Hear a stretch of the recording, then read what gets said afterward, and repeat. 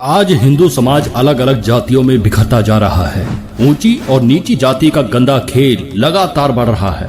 कुछ धर्म के ठेकेदार तो कुछ राजनीतिक संगठनों से जुड़े नेता जातिवाद राजनीति के चक्कर में हिंदुओं को बांटने का काम कर रहे हैं। साल 2011 की जनगणना के अनुसार भारत में 20 करोड़ से अधिक लोग दलित समुदाय से ताल्लुक रखते हैं और इसी समुदाय की एक प्रमुख जाति चमार भी है।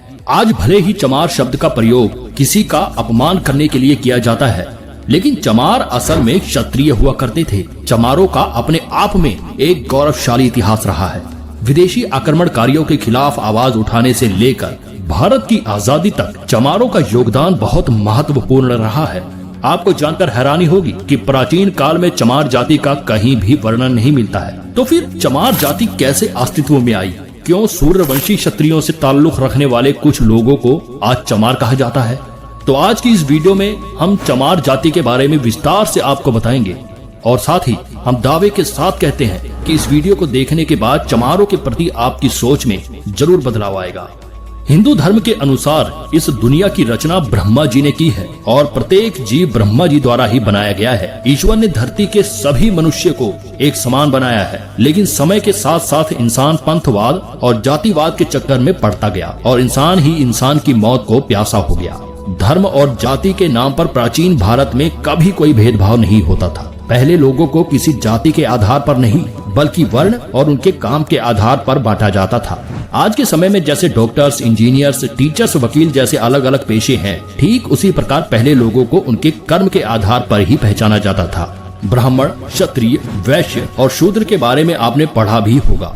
ये सभी नाम लोगों को उनके कार्यों के आधार पर ही दिए गए थे। वहीं महाभारत और रामायण काल में भी इंसानों को अलग अलग आधार पर विभाजित किया गया है। उस समय देव, दानव, राक्षस, यक्ष, किन्नर और गंधर्व के आधार पर जाति तय की जाती थी, जो आज की जातिवाद से बिल्कुल भिन्न है। चमार जाति के बारे में वैसे तो कहीं उल्लेख नहीं है। चमार शब्द का प्रयोग पहली बार सिकंदर लोधी द्वारा 16वीं शताब्दी में किया गया था, जिस समय भारत में तुर्की और अफगान के आक्रमणकारियों ने भारत में प्रवेश करना शुरू किया था। उस समय पश्चिम बंगाल में चर्मकार वंश का राज हुआ करता था। ये इक्ष्वाकु और सूर्यवंशी क्षत्रिय समुदाय से संबंध रखते थे। गौतम बुद्ध, चंद्रगुप्त और अशोक सम्राट भी इसी वंश के थे। राजा चवर सेन के शासन काल के दौरान चर्मकार वंश काफी ऊंचाइयों तक पहुंच गया था। संत रविदास जी भी चवर वंश के ही वंशज थे। चित्तौड़ के राजा राणा सांगा और उनकी पत्नी झाली रानी संत रविदास जी को काफी मानते थे। राजा और रानी ने मिलकर रविदास जी से चित्तौड़ आने का अनुरोध किया और कहा कि वे चित्तौड़ के राजगुरु बनकर महल में निवास करें। रविदास जी ने राजा का आग्रह स्वीकार कर लिया और चित्तौड़ के महल में रहने लगे। इस दौरान रविदास जी के व्याख्यान और उनकी रचनाओं ने लोगों को प्रभावित करना शुरू कर दिया और बड़ी संख्या में लोगों ने रविदास जी को अपना गुरु स्वीकार कर लिया। वहीं दूसरी ओर दिल्ली में सिकंदर लोधी का शासन चल रहा होता है।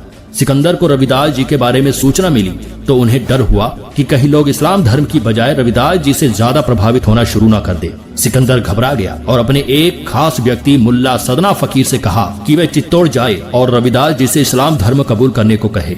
रविदास जी को जबरन मुसलमान बनाने के लिए सदना फकीर चल पड़ा। जब उसकी मुलाकात रविदास जी से हुई तो रविदास जी ने कहा कि वह शास्त्रार्थ और तर्क वितर्क कर ले। अगर सदना फकीर उन्हें पराजित कर देता है तो वह इस्लाम धर्म कबूल कर लेंगे, लेकिन साथ ही उन्होंने शर्त रखी कि अगर सदना फकीर हार जाता है तो उसे हिंदू धर्म कबूल करना होगा।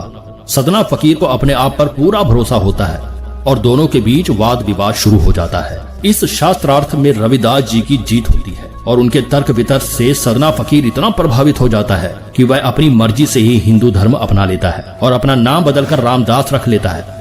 रामदास और रविदास जी मिलकर हिंदू धर्म का प्रचार करने में जुट जाते हैं।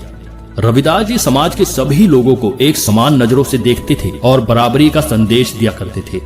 जब सिकंदर लोधी को पता चला कि सदना फकीर ने हिंदू धर्म अपना लिया है तो वह आग बबूला हो गया और उसने रविदास जी को बंदी बनाने के आदेश दे दिए।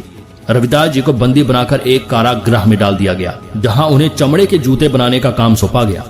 सिकंदर लोधी का हिंदुओं पर अत्याचार बढ़ता जा रहा था। वह लोगों को अधिक से अधिक इस्लाम कबूल कराने पर मजबूर कर रहा था। रविदास जी को जब कारागृह में बंद किया गया तो क्षत्रिय राजाओं और चर्मकार वंश के लोगों का खून खौल उठा।